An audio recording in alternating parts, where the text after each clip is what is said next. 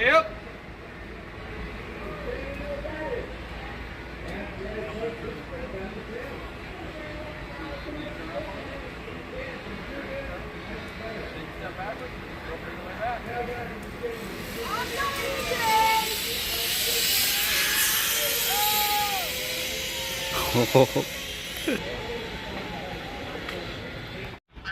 No, they're fighting! Oh wow, they're amazing.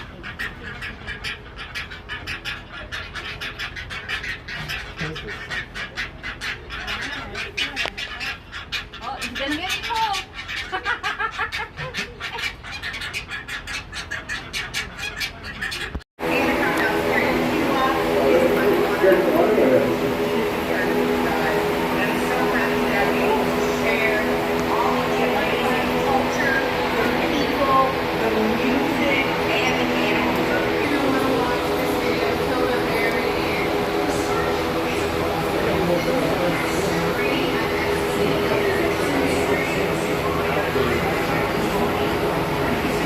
So we're going to talk about some attractions, some animals, some facts, maybe some stuff I'll just pick up along the way, guys. I'm pretty good at that. But before we get to all of that, I'm going to start you guys off with a little bit of a story time. Or a boring history lesson, depends on how you see it. See, it all started back in 1949 with a man named Owen Godwin and his lovely white pearl. They wanted to start their first wildlife attraction here in Central Florida, so they came up with the name, the Florida Fish and Wildlife Institute. What? I know you guys are thinking, that sounds like some boring government building or some boring boarding school to get sent off to, right? Well, actually, that was the first major attraction here in Central Florida. So you heard that right. Disney fans, Legoland fans, and maybe you new Epic fans, yeah. We were here first. See the eye-opening. Now, when cars saw the sign, well, they done drove right by it. Folks, they switched it up too. Snake Village.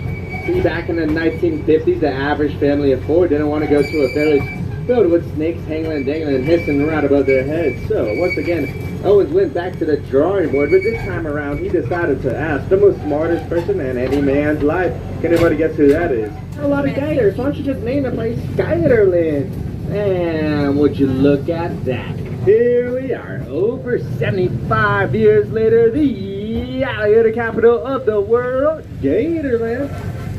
But we don't just cater to the gators who you guys saw walking around the park already. In these first four enclosures, you're going to see the saltwater crocodile native to Southeast Asia and Australia. Up there we got sticking her head out the water a little bit. Looks like she's a little bit down under, if you guys know what I'm saying. Comes from a land down under. That's my girl, Sheila. So you guys may have to get closer to our Jungle Crocs of the World section to get a better view of these guys, because they like to spend their days in the water. Don't blame them for it. I mean, look at this Florida heat. If I had the chance to get in the pool right now, I definitely would jump in there. Not with them, though. Not with them. Definitely not.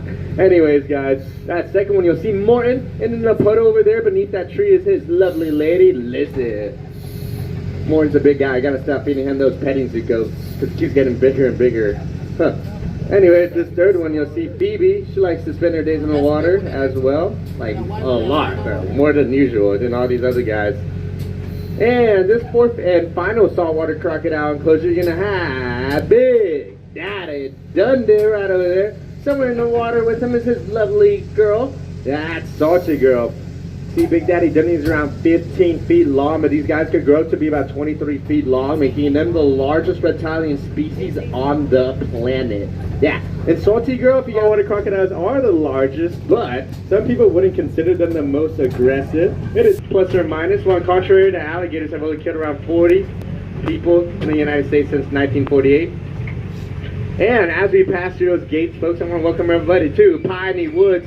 Oh no, I think these guys are a little bit hungry. That's why they're staring at all of us, folks. So, yeah, a fun fact about cows is they kill 22 people every single year. That's more than gators, folks. But, yeah, these guys are hungry. It looks like their food is going to come out any second now. But we got some imposters over here at Piney Woods. See, Piney Woods was modeled after what you would see back here in the 1800s in Florida. Got that farmland to the right, swampland to the left. The imposters are this miniature donkey over here, Felix. living a good life here at Piney Woods after putting in about 20 years after petting zoo. Retired. We got a new baby born calf as well too. Tay, that one taking a nap underneath that tree. Just born under a month ago, folks, so welcome our new member to our Piney Woods family.